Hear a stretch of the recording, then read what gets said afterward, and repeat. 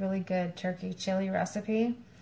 And today, I didn't get a chance to over the weekend, was prepare my yams.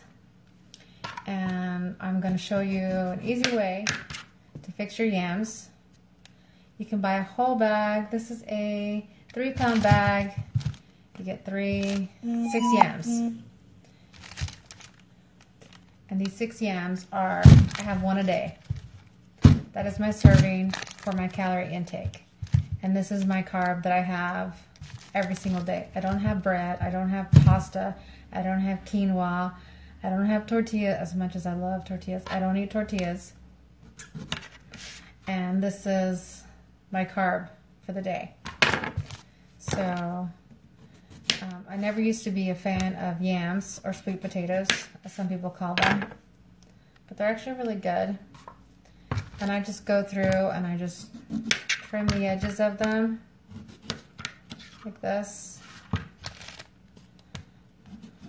And I have a crock pot sitting here, right there. And it has about 1 inch of water at the base. That's all you need. You want to make sure that you wash these before you put them in. And you want them probably in the crock pot for like maybe 2 or 3 hours. Just depending on your preference. If you like applesauce and you want something kind of on the creamy and mushy side, like oatmeal, then I would definitely leave it in there for a while, 4 hours.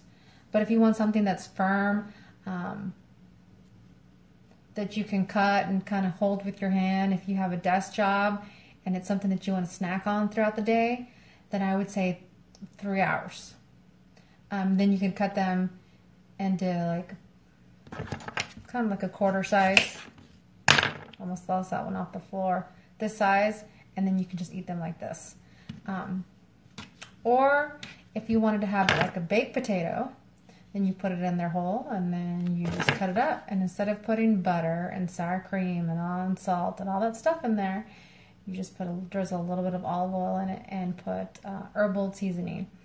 I recommend Mrs. Dash seasoning. It's like the best. It's really good. It doesn't have any salt. You don't want that salt because then you'll bloat. So I'm just going to wash these really quick. And usually when I wash them, you guys can see, but usually when I wash them, like I'll rub them together to kind of help clean off the dirt and dust from the ground that it's on. I'll wash those too. You can peel them if you want to.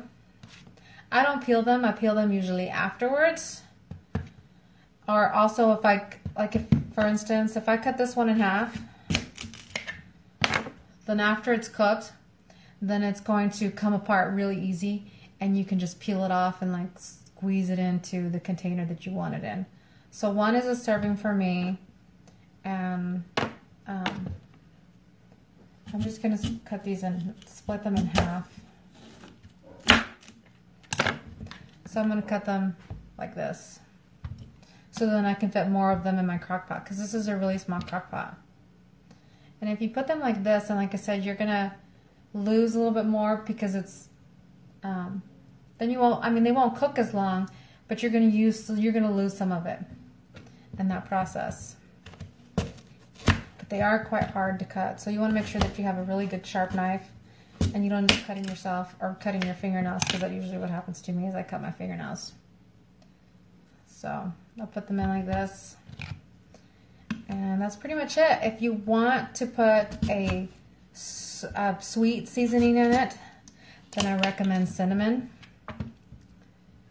and just sprinkle it on. Nothing particular, no certain amount, teaspoon, 2 teaspoons. Just sprinkle on as much as you want to put on there.